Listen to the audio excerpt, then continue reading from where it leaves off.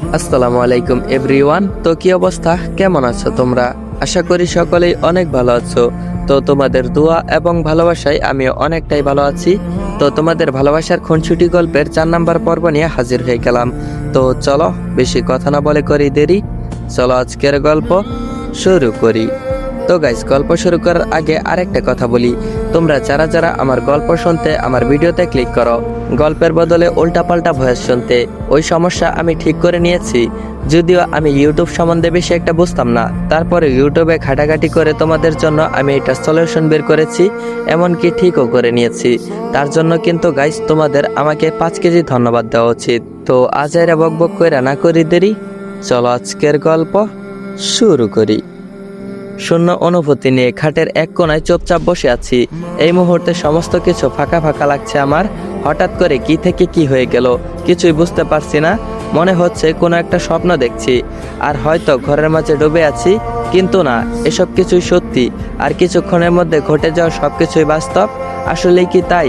এই অবাধ্য মনটাকে কিছুতেই বোঝাতে পারছি না কি হচ্ছে এইগুলো আমার সাথে, আর কেনই বা হচ্ছে। তাসফি ভাইয়ের ব্যাপারটা কিছুতেই মেনে নিতে পারছি না। কেন তারা তাসফি ভাইকে জড়িয়ে আমাকে এত বাজে বাজে কথা বলে যাচ্ছে? কি করেছি আমরা? আর তাসফি ভাই কেন রুমে আসতে যাবেন আমার? যে সবাই এত বাজে পরিস্থিতিতে নিয়ে গেছেন ব্যাপারটা আমার তো মাথায় কিছুই আসছে না, আর মনে পড়ছে না। আর বিয়ে কথাটাই বা কেন উঠে আসছে? কি এমন হয়েছে যে আমাকে এই মুহূর্তে বিয়ে দিতে হবে? তাসফি ভাই কি বলে গেলেন এসব? সবাই এই মুহূর্তে আমাকে রাজি করাতে ব্যস্ত হয়ে পড়েছে তাসফি ভাইয়াকে বিয়ে করতে। বিয়ে কি ছেলে খেলা নাকি যে বললেই হয়ে গেল? আমি আর নিতে পারছি না এসব। মাথা ব্যথাটা তীর তীর করে বেড়েই চলেছে বহুগুণ। চারদিকে এত আওয়াজ আর সহ্য হচ্ছে না আমার। 2 হাত দিয়ে মাথাটা চেপে ধরে মৃদু আত্মদান করে উঠলাম। কিছুতেই সহ্য করতে পারছি না এখন তাদের কথাগুলো। ওনাকে এতদিন ভাই বলে মেনে এসেছি, আর সবচেয়ে বড় কথা, জন্মের মতো ভয় পাই ওনাকে। কিভাবে রাজি হব এই বিয়েতে আমি? প্রশ্নই আসে না। কোনো ভুলও করিনি আমরা যে বিয়ের মতো এত বড় একটা সিদ্ধান্ত এত তাড়াতাড়ি নিতে হবে। আমার আওয়াজে রুম জুড়ে পিনপণতায় ছেয়ে গেছে। চুপ হয়ে গেছে সবাই। ছোট দাদি আর রোজি ফুপি, কাকু সহ সবাই বের হয়ে গেছে অনেক আগেই। ছোট দাদির ছেলে আনিস কাকু ওই বদমাশ রাজীবের সাথে আমাকে বিয়ে করার কথা তুলতেই তাসফি ভাইয়া আমাকে বিয়ে করার কথা বলে, তখনই ওরা সবাই রুম ত্যাগ করে।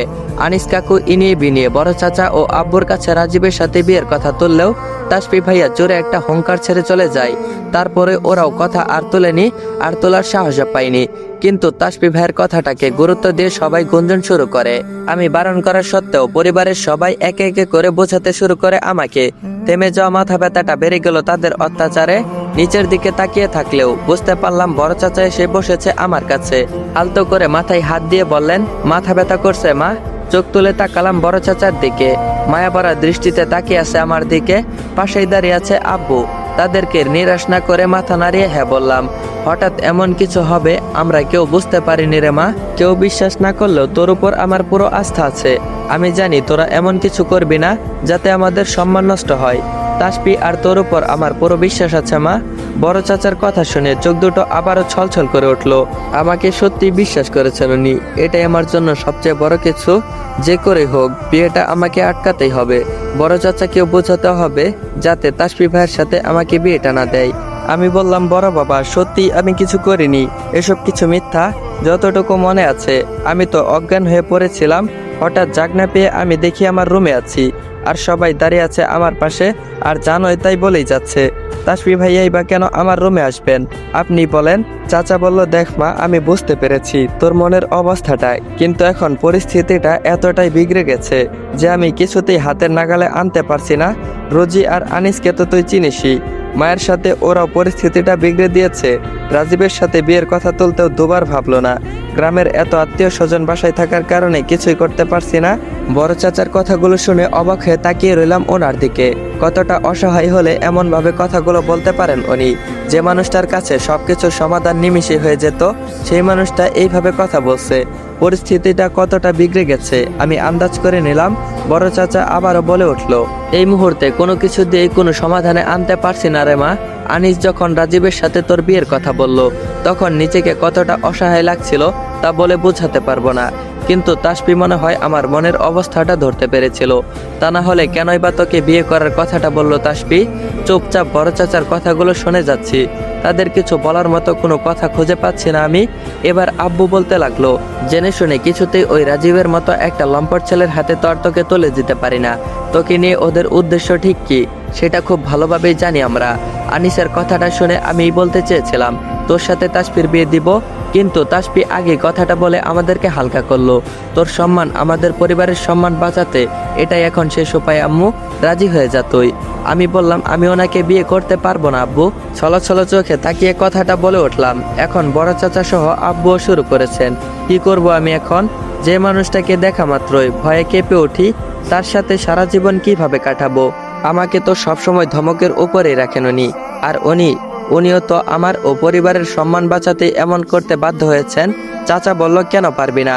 তাসফি সব দিক থেকে পারফেক্ট একটা ছেলে, আমাদের বাড়ির ছেলে বলে বলছি না, হাজার খুঁজলেও ওর মতো একটা ছেলে পাওয়া যাবে না। তাহলে সমস্যা কোথায় তোর?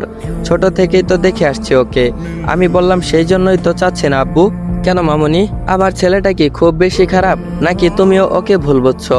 পাশে বসে আমার একটা হাত ধরে বললেন ফুপা। অসহায় চোখে তাকিয়ে রইলাম।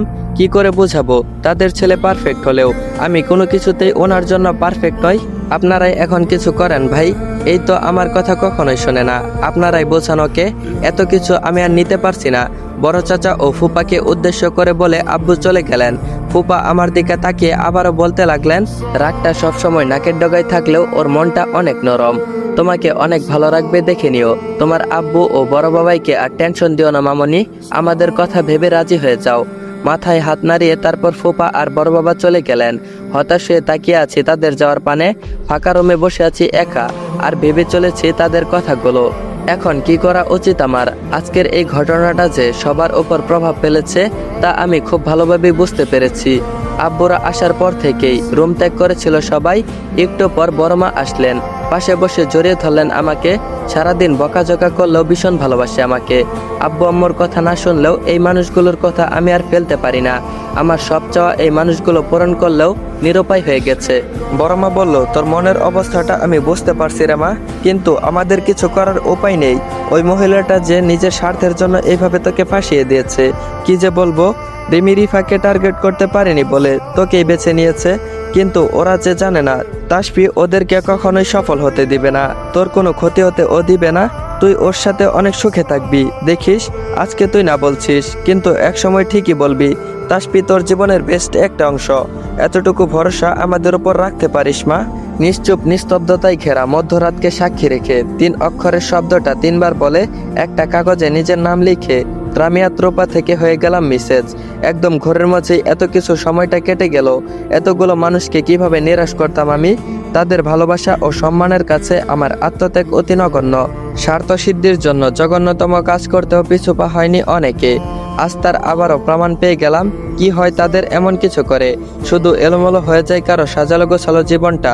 আমার জীবনটাও কিছু মুহূর্তে এলোমেলো হয়ে গেল, জুড়ে গেল অনাকাঙ্ক্ষিতভাবে তাসফি ভাইয়ের সাথে। কি হবে আমার শেষ পরিণতি? এই অন্ধকার নিস্তব্ধ রাতের মধ্যে কি ছেয়ে যাবে আমার জীবন, নাকি রাত শেষে নতুন সকালের মতো আরেক টুকরো আলোর দেখা পাবো?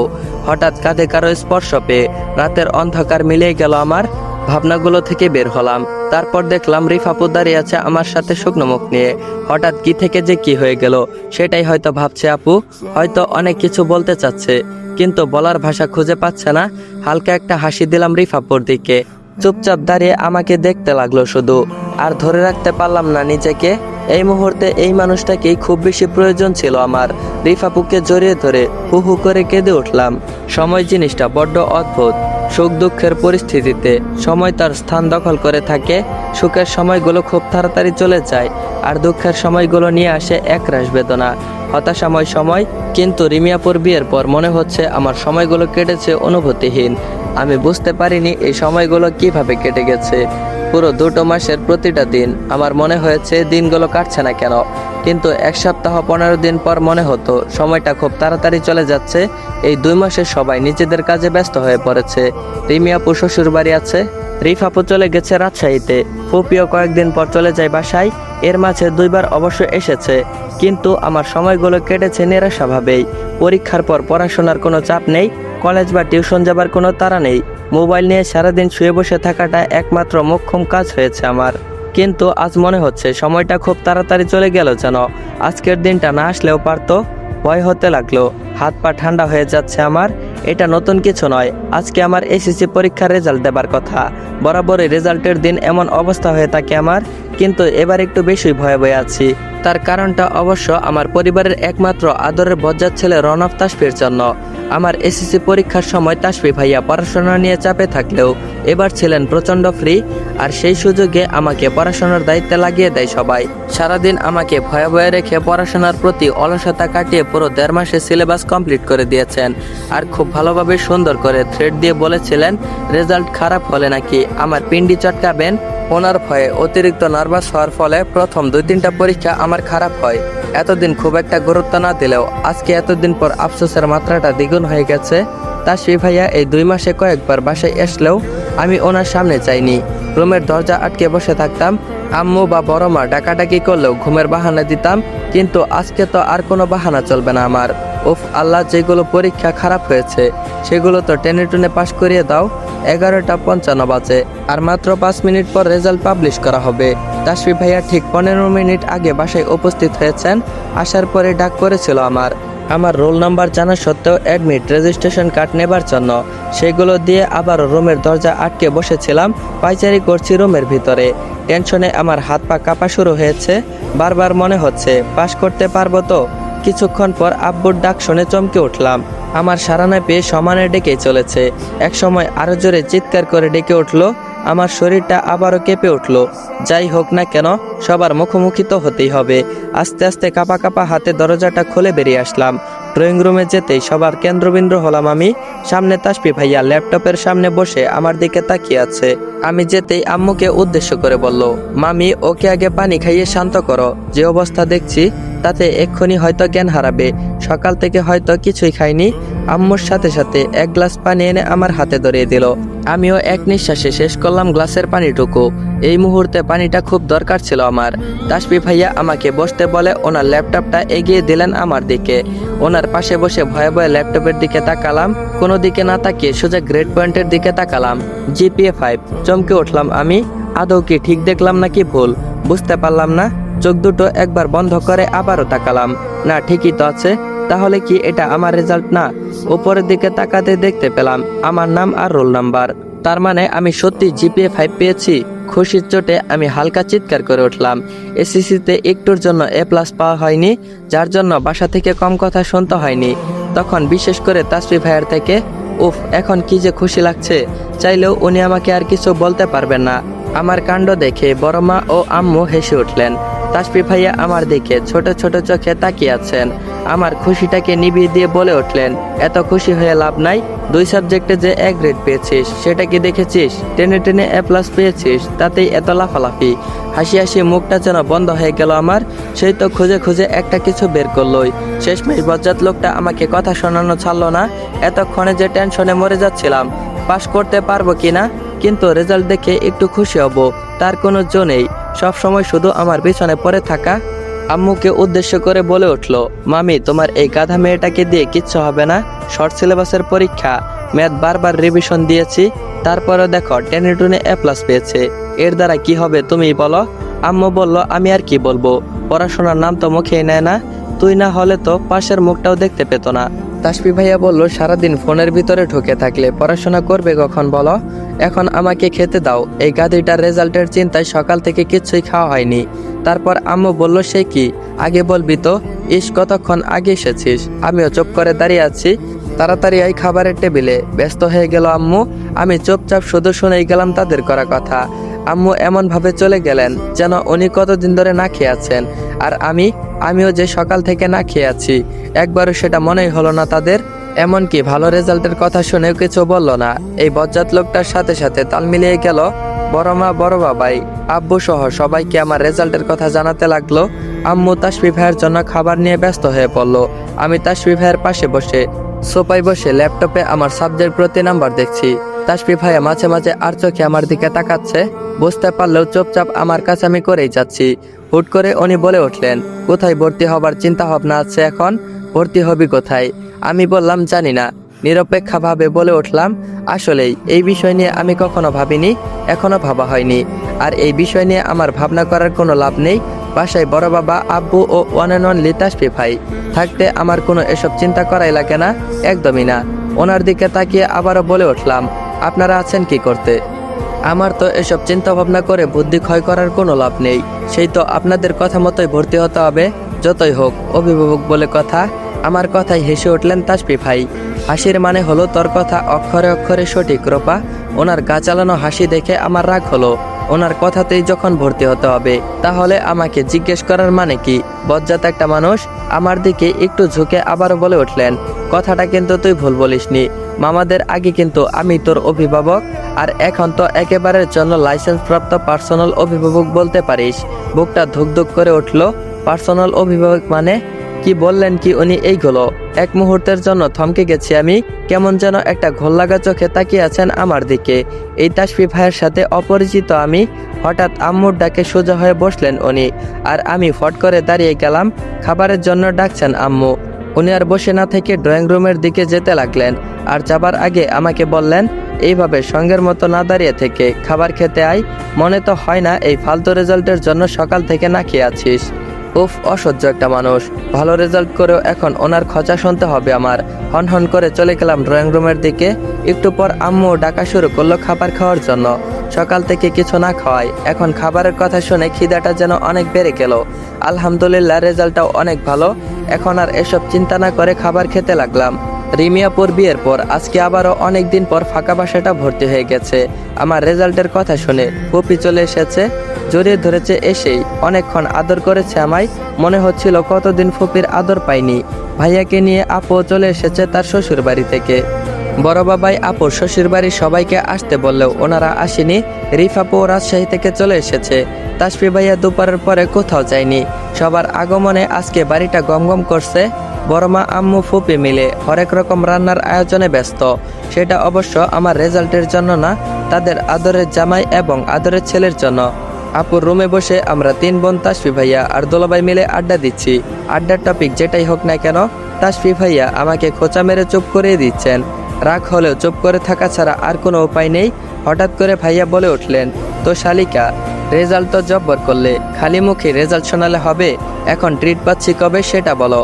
ভাইয়ার কথায় আমি চট করে বলে উঠলাম, এত কষ্ট করে পড়াশোনা করলাম আমি, আর আপনি খেতে যাচ্ছেন ভাইয়া?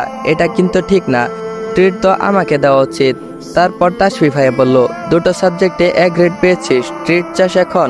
লজ্জা করে না তোর? লজ্জা থাকা দরকার। অল ক্রেডিট তো আমার পাওনা ভাইয়া। এই 2 মাসে অনেক কষ্ট করে এই গাধিটাকে অর্ধমানবে পরিণত করেছি। তা না হলে দেখা যেত পরীক্ষার হলে প্রশ্ন দেখে অজ্ঞান হয়ে যেত।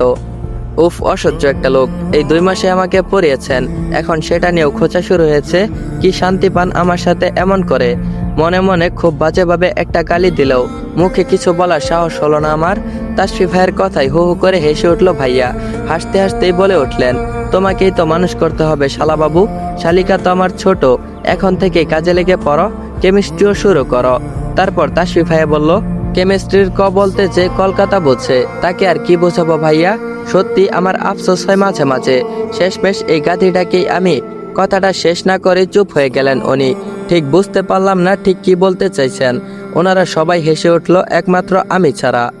কথাটার মানে বুঝতে পারলাম না, শুধু বোকার মতো সবার দিকে তাকিয়ে আছি। ভাইয়া সান্ত্বনা দিয়ে অনেক কিছু বলতে লাগলেন। এভাবে মধ্যরাত পর্যন্ত চলল আমাদের আড্ডা। বড় বাবাই, ফুপা আর আব্বু বাসায় আসতেই খাবারের জন্য ডাক পড়ল সবার। খাওয়া দাওয়া শেষ করে আরো কিছুক্ষণ সবাই কথা বলে যে যার রুমে চলে গেলাম। ক্লান্ত শরীরে প্রচন্ড ঘুম পাওয়ায় আমিও চলে আসলাম। ঘুমানোর প্রস্তুতি নিতেই হঠাৎ টেবিলের উপর চোখ পড়ল আমার। অনেকগুলো ডেরি মিল্ক, মিল্কি বার, কিটক্যাট সহ আরো কয়েক রকমের চকলেট রাখা। চোখ দুটো ঝলঝল করে উঠলো আমার। আহ, এতগুলো চকলেট, আর সেটাও আমার টেবিলে। আমার খুশি আর দেখে কে। ছুটে গিয়ে চকলেটগুলো হাতে নিতেই একটা চিরকুট নজরে আসলো। তাতে ছোট্ট ছোট্ট অক্ষরে লেখা, ভাবিস না তোর মতো গাধির এমন ফালতু মার্কা খারাপ রেজাল্টের জন্য চকলেটগুলো দিয়েছি। ভেবেছিলাম আতিফাকে নিয়ে মামি আসবে, তাই ওর জন্যই কিনেছিলাম। টাকাগুলো দিয়ে কিনেছিলাম চকলেটগুলো, তাই নষ্ট করার কোনো প্রয়োজন মনে হয় না, তাই তোকেই দিলাম। আর হ্যাঁ, রিফাকে দেবার দরকার নেই, দরকার হলে ওকে পরে কিনে দিব। এগুলো এখন শুধু তোর। আসসালামু আলাইকুম এভরিওয়ান। ভালোবাসার খুনসুটি গল্পের 4 নম্বর পর্বটা এইখানেই এন্ড করা হলো। তো পুরো গল্পটা যারা যারা দেখতেছো অবশ্যই কমেন্ট বক্সে জানিয়ে যাবা গল্পটা তোমাদের কাছে কেমন লাগছে অথবা কেমন লাগতেছে। তো গাইস, যারা যারা এই গল্পের পরবর্তী পর্বগুলো পেতে চাও তারা অবশ্যই এই ভিডিওতে বেশি বেশি কমেন্ট করবা।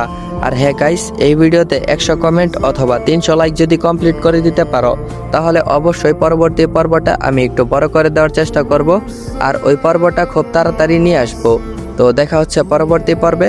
ততক্ষণ পর্যন্ত সবাই ভালো থাকবা, সুস্থ থাকবা। আল্লাহ হাফেজ।